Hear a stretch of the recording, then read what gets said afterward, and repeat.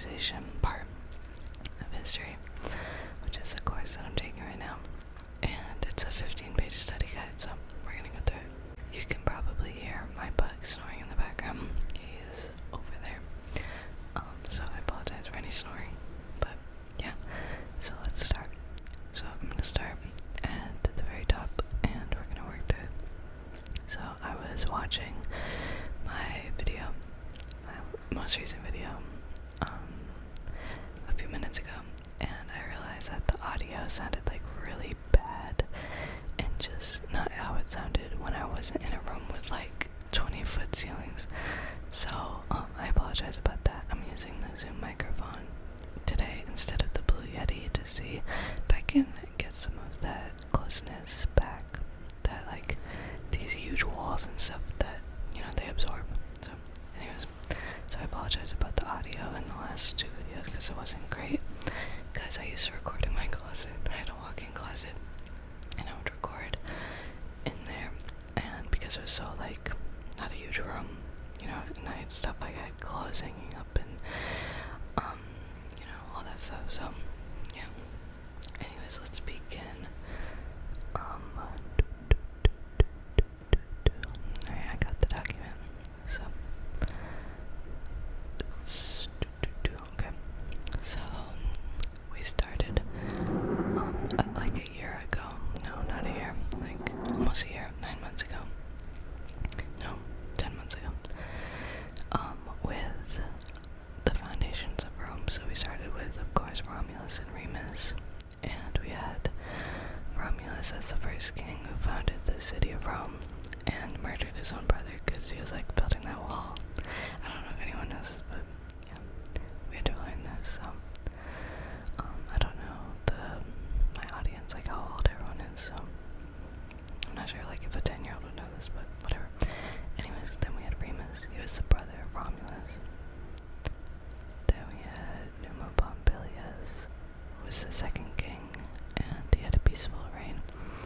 He enacted reforms and focused upon the Roman religion.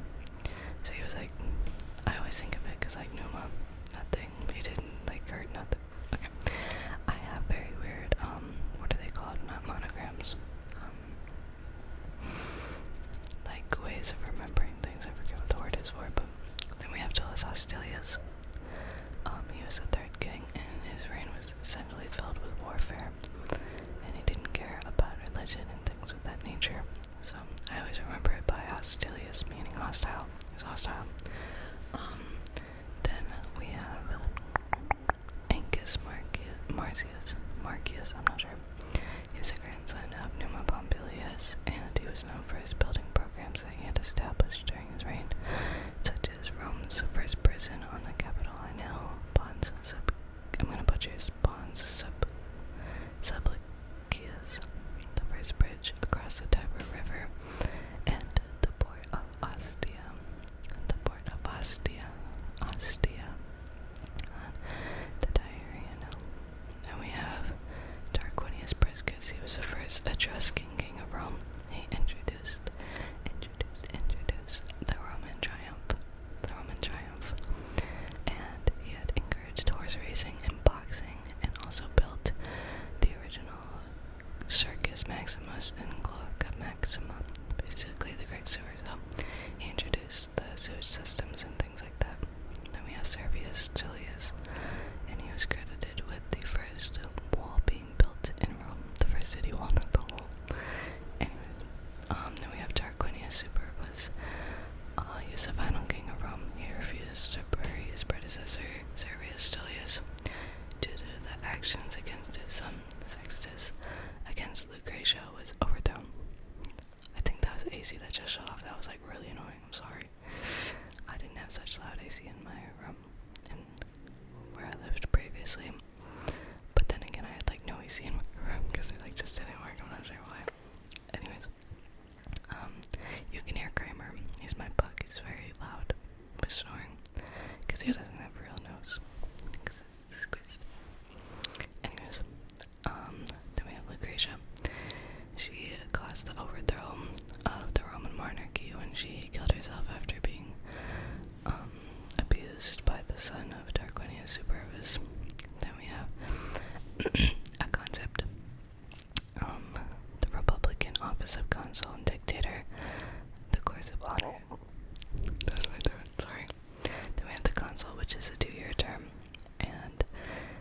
some ability set the consul held was they presided over the assemblies, senate, and judicial matters, proposed laws, and had military commands. And then the dictator was once per every 6-month term, and was the chief executive and military powers, including the power to kill any Roman citizen. And then the Circus Honorum, which means the courts of honor, and that was the sequential order of the public offices in the Roman Republic. And then we have the second Punic War. That was between Rome and Carthage, and Hannibal and Scipio Africanus. Then we have Hannibal, and he was a Carthaginian general. He was involved in the Second Punic War. He invaded Italy by crossing the Alps with elephants. That was definitely an interesting lesson that day. Then we have Scipio Africanus. He was a Roman general.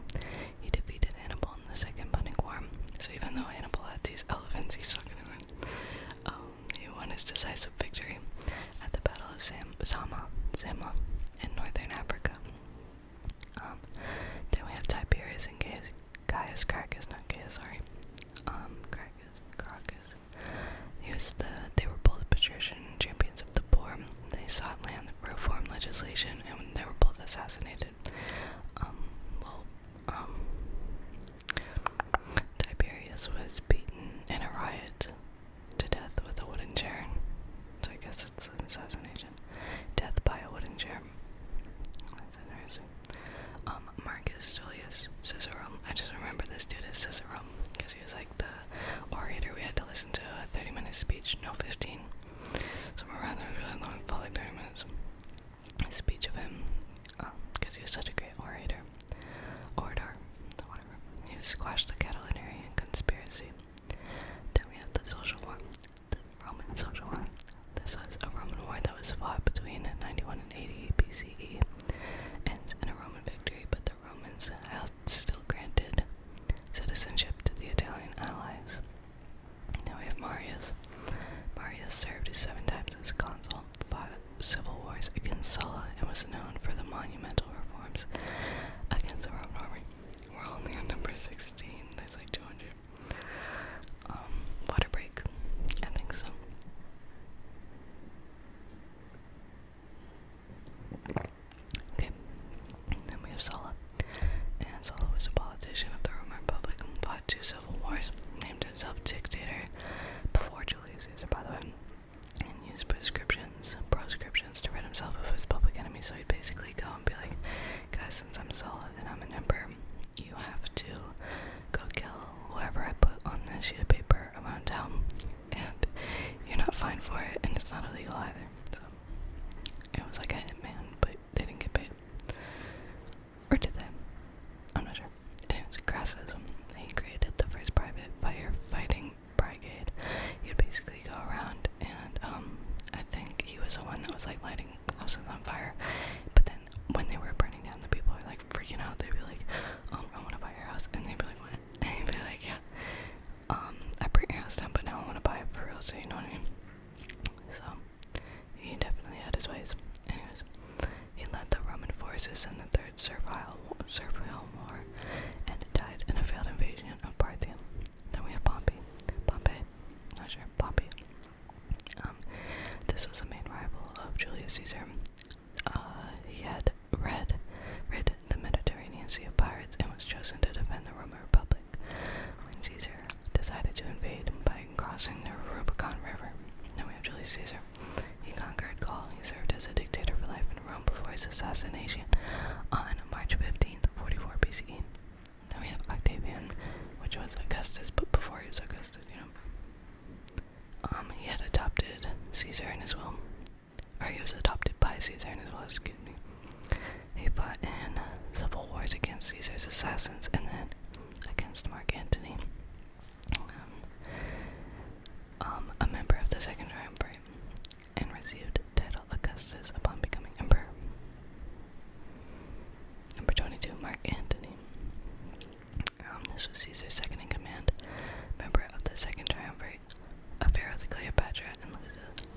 civil war against Octavian. And then we have Marcus Lepidus, and he was another member of the Second Triumvirate. He was the last Pontifex Maximus of the Roman Republic. Then we have Augustus, who monumentalized the city of Rome by building his own form and altar of peace at Bacchus, and began the Pax Romana, which meant Roman peace. Suffered a series of setbacks when trying to determine his heir. And then we have Tiberius. This was Augustus' last choice for heir, and he retired on Capri, allowing Sejanus to run Rome's bureaucracy. Caligula. I always remember this guy because his name means little boots, because he grew up in camps or something. Raised in military camps, built the Nemai ships, and after an illness turned from a good emperor into a monster that was known to murder or exile anyone who he saw as a threat. So if he offered you carrots and you didn't want the carrots, he killed you. Anyways, then we have Claudius. He was a emperor.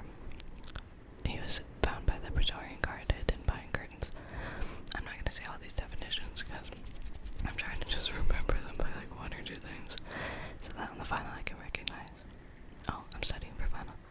I said that right, I hope. Anyways, then we have Nero, the Great Fire of Rome, and he took parts of the Great Fire to make his golden house, which was like suspicious duty due to the Great Fire, because there's like two myths where he played banjo, and then there's one where he like helped the Christians or something, I forget. The Year of the Four Emperors. Oh my god, my ear hurts. A short civil war in which four individuals had claimed the emperorship in the same year. Galba, Alto, Vespasian, and Vitellius. Now we have Vespasian, founded the Flavian dynasty. See, like when I see these names, that's all I need to know. They founded the Flavian dynasty, you know what I mean? Okay, and then we have Titus. He inaugurated the Colosseum, provided relief efforts. Then we had the Colosseum. It was built by Vespasian. Then we have Domitian. He had a micromanagement style of ruling.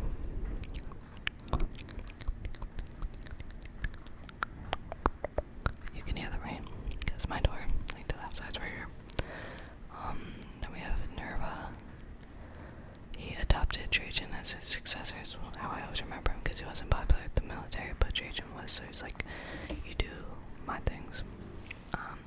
Trajan, I always remember it because he made the Elementa, which is like, I think, course, I don't want to guess, never mind, I don't know, I can't remember, this was like track 1.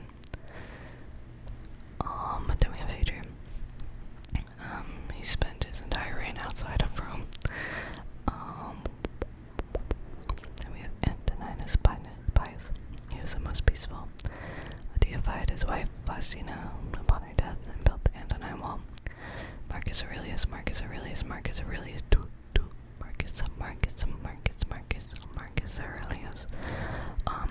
He had a Stoic philosophy. He wrote the Meditations. Okay, Commodus, son of Marcus Aurelius. Septimius Severus. He was born in Leptis Magnum. Now we have Caracalla and Geta. They both killed each other, basically. No, wait. Caracalla killed Geta, because she was like, I'm gonna kill you in the arms of my mother. Who the hell does that? Anyways. Alexander Severus. He was the last Servian emperor. Oh my god. It's so late, I'm sorry.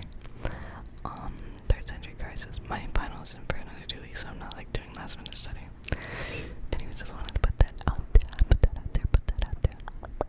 3rd century crisis. The Roman Empire nearly collapsed under the pressures of invasion, civil war, plague, and economic depression. Maximinus the Rex rose up to the military. You're the 6th emperor. 6 people were like, I'm emperor. They're like, no, you're not. So they had to fight. Or they each took turns. I don't know why. Okay, Gallic Empire, breakaway portion of the Roman Empire. Gallic Britannia, Palmyrene Empire, breakaway portion. Roman provinces. So there's a difference. Aurelian rejoined the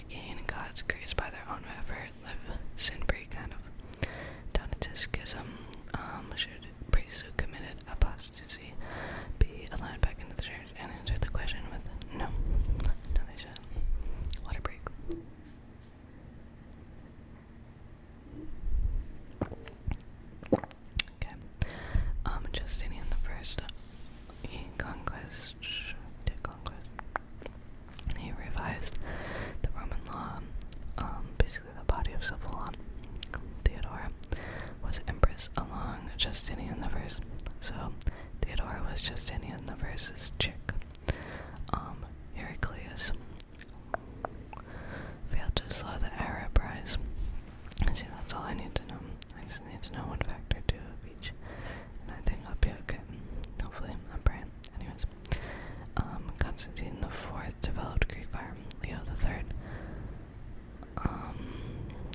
heavily involved in the debate over iconoclasm, which was basically the destruction of icons. I can't talk. Basil the First founded the Macedonian Empire. Leo the Fifth, no, Sixth, the Wise, enshrined the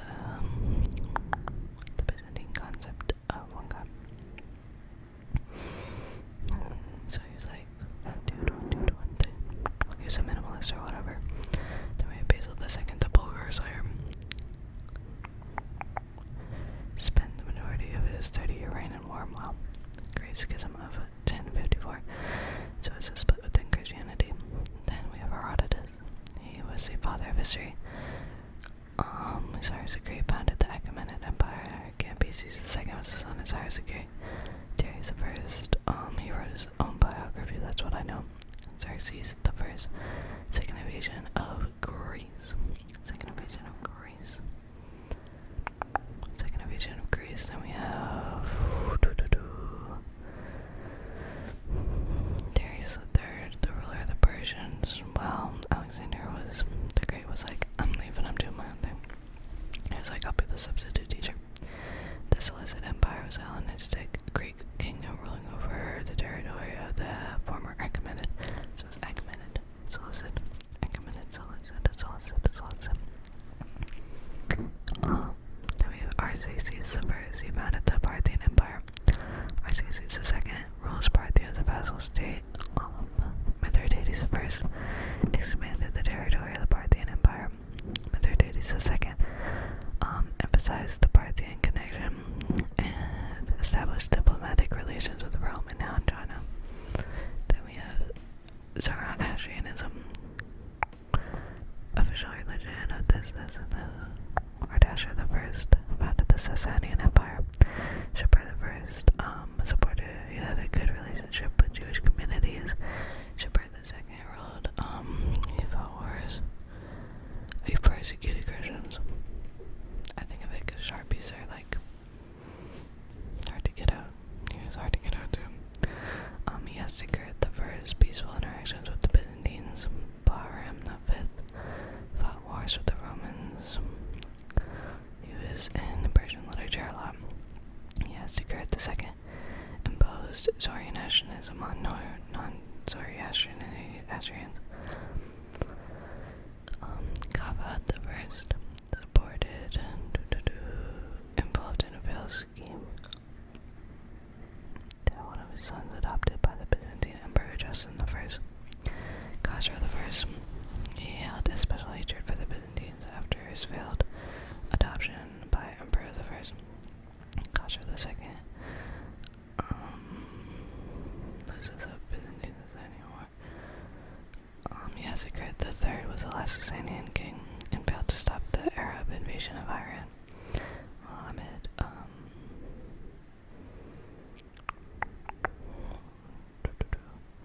I'm gonna butcher all of this. Oh my god, sorry. I don't even want to say it because some of the pronunciation that I'll do, it won't be good, and I don't want to disrespect this faith, so I'm gonna keep it moving.